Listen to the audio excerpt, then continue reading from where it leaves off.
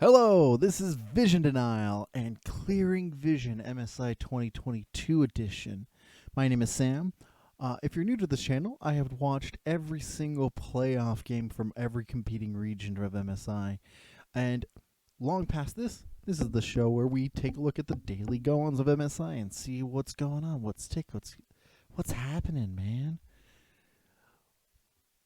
I never do these intros quite consistently. Anywho, this is the end of the first round robin. A couple of things. Hanabi is back into the main roster of the Talons. I don't know what was up with yesterday. Also, because it's the end of the round one, for those who are unfamiliar or sometimes don't necessarily catch this, first half of the group stage rounds are usually every team plays, and then the second half is dedicated to one specific group. So then tomorrow we will check out the Group B day when it gets to play out. With all of that said, let's head into... Oh, and I keep forgetting to mention this. The highlights that I put in down below are done by the wonderful people in the VCS and the Vietnamese channel. Check out their stuff. The Vietnamese League is great. They're having also the promotion season at the same time simultaneously in the Southeast Asian Games. All a fun time. If you ever want to get more curious about the region, especially now that the Buffaloes are doing great, check them out. That said, let's move on to the first game of the day.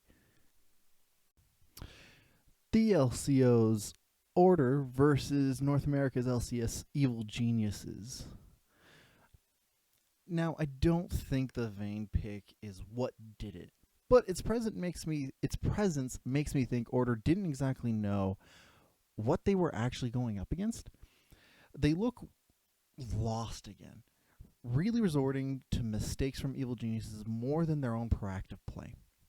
There were moments of it, of their proactiveness, but by the time that it happened, it was a little too too little too late, with some huge deficits that they had to work with.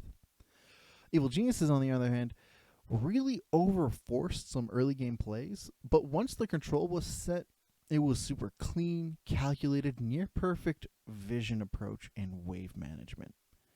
And they continue to show some of the most efficient Baron uses overall. So what does it look like with the goal graph here? Well,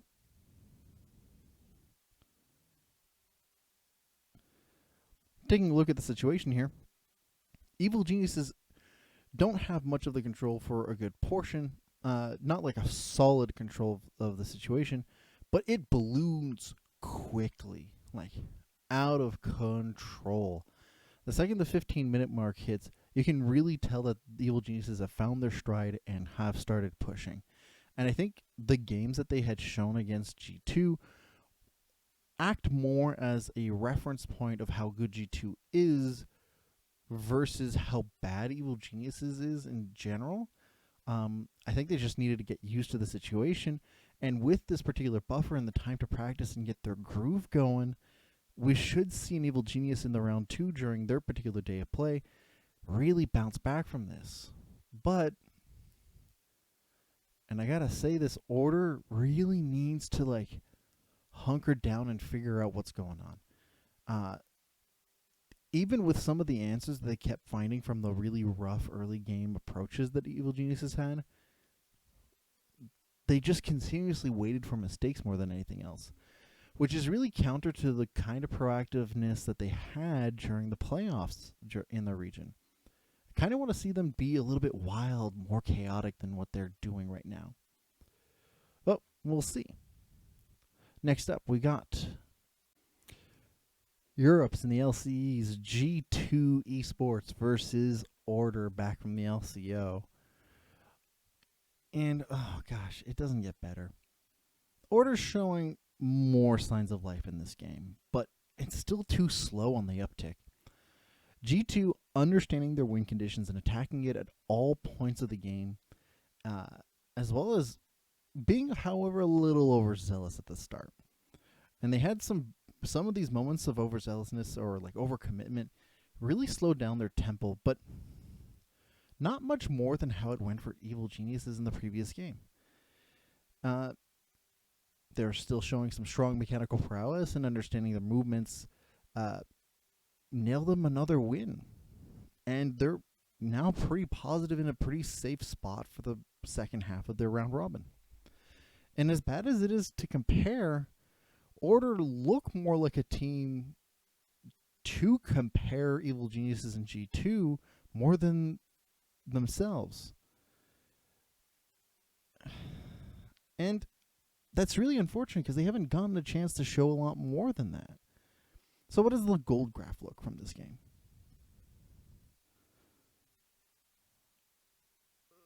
Well, kind of similar to the previous one. The only difference here is that G2 showed a lot more control. And this isn't from a lack of trying. Order brought up Kevy's Evelyn in the situation, and Kise pulled out a Zed, and he showed a lot of cool instances of some coordination and abilities to find picks where need be, but they really overcommitted on a lot of these, which is super unfortunate in this scenario because when they actually got the ball going, G2 was so far ahead in the game that Order just couldn't do much from it. And it's really hard to take a look at this team that has such creativity across the board and just kind of show up to get dunked on, and not by the two strongest teams either, right? I don't expect Evil Geniuses or G2 to be comparable to the way that T1 plays or the current form that a Royal Never Give Up has. But in this particular situation, Order just look like they're the third wheel to the show match of G2 and Evil Geniuses. Up next, we've got the PCS in the Southeast Asian pair, Saint-Germain Esports Talons versus the Turkish TCL Istanbul Wildcats. And honestly, at this point, I'm happy to see this form from them. This was a much better showing from every member of the Talons. Solid vision, patience around neutrals, good coordinated team fighting. And yet, I can't shake off this feeling of concern. The early game was so back and forth from both sides, but only in gold, while the Wildcats held tempo control the whole time. Full control of the situation the entire time. You can really tell when the game was in the Talons' control from when large mistakes in mid during that siege, specifically the one where the Wildcats attempted to use the Herald to go through and overcommitted on the situation, leading to a large mistake and catch from the Talons getting kills and then getting the subsequent turret afterwards. At that point, we started to see the nerves from the Wildcats, and more importantly, as the Talons, we got to see the Talons that we recognize from their regular split. I really want to see if they can replicate that in round 2, but earlier in the game stages. So what does the gold graph look from this? Well, like I mentioned, it's a little back and forth for the entirety of the game, and you can really tell when it got hit because it was from the Herald use around the 15-minute mark where, boom, all of a sudden, the Talons have full control of the situation and just keep it up. And it's so wild to see that the Wildcats have the control of the tempo during the entire time, but it's the same kind of mistakes that we saw from their playoff runs where, sure, they look dominant and controlling during the entire time, but the lack of ability to balloon the leads or to keep control is really starting to show, and teams are recognizing this and punishing it more consistently.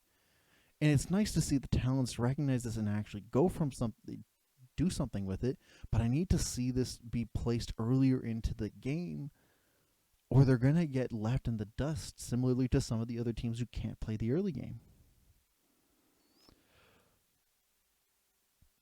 So next, we've got We got the Chinese LPL representatives in Royal Never Give Up versus the Brazilian CBLOL representatives in Red Canids Kalunga.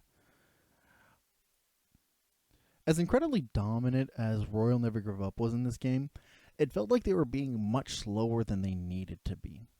When looking at the favorites of the tournament, T1, and seeing how they had much stronger leads significantly faster, I began to wonder why they spent so much time in this game, why they were being so much slower than expected given the incredible lead they had.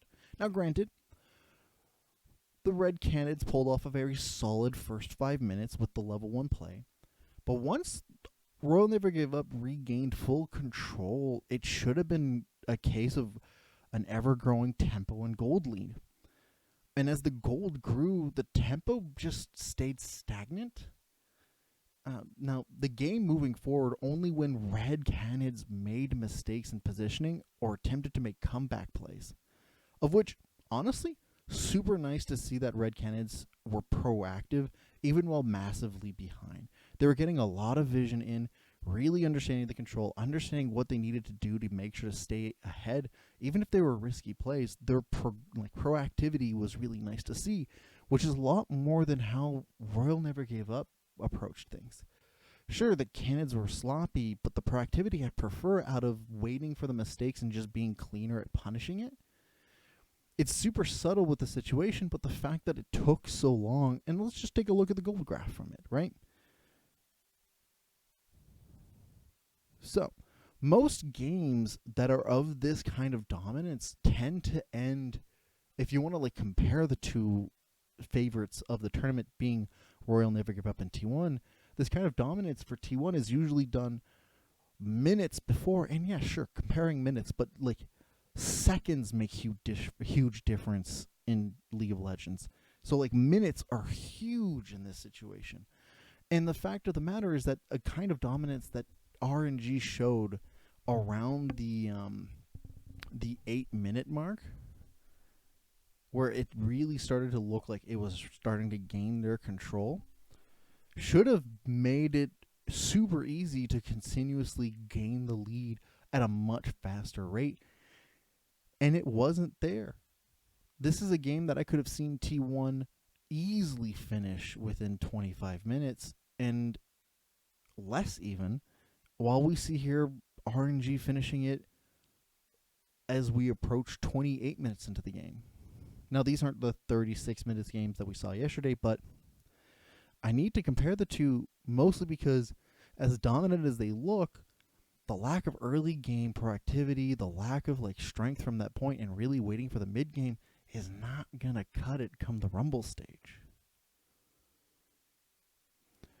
Next, let's take a look at the VCS Vietnamese Saigon Buffaloes versus the Latin Americans Team Ace. And I'm sorry, guys. In a previous video, I mentioned that if any team was going to beat T1 in the early game specifically, it was going to be the Saigon Buffaloes. And this game shows exactly why I thought that. The Buffaloes are used to playing in early game, fight-centric, and high-tempo games. It's their bread and butter. While this was scrappier than usual, the aspects of the matter here is what really I want to put attention to. Behind every kill was a situation where all resources are taken, waves are managed perfectly, turrets destroyed, and no space to breathe for Ace. And this isn't a slight on Ace's performance. Again, same thing happened to them. But they aren't an early game team, and without the tool sets to play aggressively super early in, the other teams will just run you over. It just doesn't seem like Ace adapted between playoffs and MSI, and let's just hope that between now and the second round robin day for them shows some adaptation. They'll have at least a day to adapt from it. So let's take a look at this situation. Look at the gold graph. And you can tell how quickly, and this is a comparison both for the T1 game and for the RNG game. Saigon Buffaloes, I meant, and just to repeat myself, this is the only team I thought that could take a game off of T1 in the tournament in a way that's like from the early game. If it's any other way that it's taken, it's usually from a large blunder later into the game. But in the early game, you can tell that the Buffaloes really understood where the points of pressure were supposed to go. And this huge ballooning of a lead, they end before 21 minutes comes through. They're always finding places to get plates, get neutral objectives where needed, the necessary ones, not wasting time on things that they don't need to do. And Ace here is just left stuck here going, well, we just scale, right? We will be better at the macro play when it comes to that point. But at that point, they are already 10K behind and can't do anything. And I'm super worried that Ace may become a winless team if they don't do anything to change their approach to the game early in. And it's unfortunate because you can tell that their laners have severely improved between playoffs and now, not showing the same kind of weaknesses that they had during their regular season and their playoff, being much stronger at approaching this game to just not quite there for the early parts. Let's take a look at the last game of the day. We've got the Korean LCK representatives in T1 versus the Japanese LJL's Detonation Focus Me. And boy, T1 continues to show more and more that even while fumbling and their opponents getting some early gold, they're just going to balloon it way faster. Just so much faster, more efficiently, and catch you off guard because you don't know how to control the tempo like they do. This is a terrifying team to watch. Now, they also show that the respect is not quite there.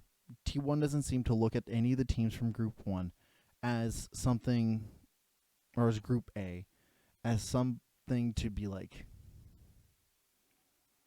challenging in any way, shape, or form, which is really unfortunate. Yeah, they don't see anybody from Group A as being challenging. Well, with it, this was a wild and chaotic, and while Detonation Focus Me still couldn't respond properly to the situation, they had decent vision play. It was just dwarfed by the absolute control that T1 had. I just hope to see that one of these teams really understand that they need to be the first to attack early in to prevent T1 from getting any time to balloon. If you feel a situation T1 is going to like choke you from everything, you need to stop it before they get the chance. But we might not see that until the Rumble stage, if at all. So let's take a look at the gold graph from this, right? And I'm not super certain as to why I want to do this comparison, but I do, because where it looked like between the Saigon Buffaloes and Team Ace was super scrappy in the start, this was equally scrappy on the side of like T1 and Detonation Focus Me, but Detonation Focus Me only ever at any given point of time had a 19 gold lead, not like 1.9k, not 190, 19. T1 from second one controlled virtually everything. Steel was the only one with a particular lead, and they grew a lead so much faster. Now, granted, they killed their tempo in some situations, but the control is still fully there, and if T1 show a gameplay where they held full respect for their opponents, not messing around, I could see them end games pre-20 minutes easily against anybody from Group A. But we'll have to see from that, right? So what are my thoughts from the day? Well, more and more, I can't see anybody being able to beat T1. Maybe the Rumble stage will see a lot more of the legacy teams being able to challenge them. Minus the Talons, because the Talons haven't shown being able to get back on form, but we'll have time, right? But at this current point, nobody from Group A has demonstrated that they're really up to the task. And if it's going to happen, it's probably from the Buffaloes, but that's an inconsistent guess at best. Something super interesting as we're now into day 3 with 18 games put on play here. And this is a super hard pivot from just talking about how I don't think anybody's going to beat T1, but we'll see. Ari and Lucian still have 100% presence in this game. Now, Lucian's still sticking to the 100% win rate. That doesn't stop the fact that heavy skirmishes in the early game are really still the focus of the meta. The fact that these two have such a high presence mixed in with like the Wukong and the LeBlanc from the whole situation, it doesn't surprise me that this is a meta where games should never, virtually never, reach past 32 minutes, realistically. If you're anywhere near a team that should be contesting for the title, your game should regularly end before 30 minutes. And if you're really contesting for that, you should be ending the games before 25 minutes. Mostly because these particular champions with such a high pick rate are either snowballing super hard, scale it at times that are super ridiculous, or for the most part, the most picked of these gain power really early in and keep it. Now, this is not to say that the meta won't change or like things are still under wraps and still being understood.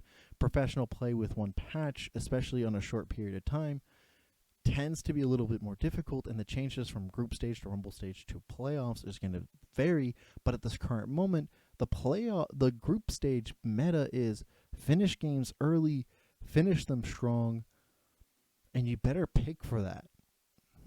Which really, like, I don't want to see more Samiras. I don't want to see Dravens. I don't want to see Vaynes. Champions that, sure, require a lot of leads early, but their impact is felt solidly in late game team fights because the burden of pressure for keeping the game running is going to go to the other laners. And at that point, the team that has the Lucian is just going to win. And you can't always ban it. Well, I mean, you could. It is majoritively banned at this point. But the point being, early game pressure is still going to win out. I think the notable exception to this would probably be the high prevalence of a gangplank, but that feels more like a stylistic insurance policy, and it only has had the chance to get one game in. It's had a lot of ban presence, but because we've only got one game from it, it's hard to really tell what that's going to bring out. Some other noteworthy, interesting things going on. There's a lot more Renatas, there's a lot more Karmas, there's a lot of Leonas, but Nautilus still reigns top dog in the support role. And I thought this is super interesting because I thought that we would, I'm saying I thought a lot. I was under the presumption that we would move away a little bit from this with a lot more early game pressure where Enchanter supports might be able to keep or like give a lot more tools to their duo partners. That said, that's mostly just conjecture, and I'm probably seeing a little bit more from this than expected. It could have been more Lulus, more Morgana, so on and so forth. But again, early stages, a lot of teams are still transitioning from their playoff meta into the tournament, and it's hard to transition out of those particular picks, which is why we still see some overlap. Just the notable overlaps that are missing completely, the notable part of this meta is the lack of Zayas and Jinx, who still reign very low on the ladder of marksman picks. So I should expect that there might be a little bit more variety between each groups as the days goes on, because Whenever each individual groups have their own specific day, metas tend to shift specifically to that because they're not looking necessarily to what everything else is going on, and they have to play cards that they usually held off for a bit because it's do or die. They really need to qualify, or at least for the teams that have a harder time being guaranteed a spot to the Rumble stage. Those are my thoughts from what's expected and from the day. How did you guys think so far of the first round of group stage? I thought it was pretty interesting. It's really fun to see some of the teams get dunked on, but also a little concerning for others. But otherwise, great time. I would love to hear your thoughts down below regarding the interesting picks, who are expecting, and how some of your teams are playing, the ones that you're supporting. Those who've been watching for a while, thank you. I super appreciate it. It's been a fantastic time. If you enjoy this kind of content, leave a like and subscribe, the comment, the whole shebangle bangle. Shebangle bangle. And with it, I'm going to see you guys all next time for tomorrow, where we're going to get to see Group B's day. We're going to find out who the two teams from Group B are going to go, where I'm pretty sure it's going to be Royal Never Give Up and the Talons, who are going to probably make it through. But who knows? It's a tight race between the three left over. See you next time.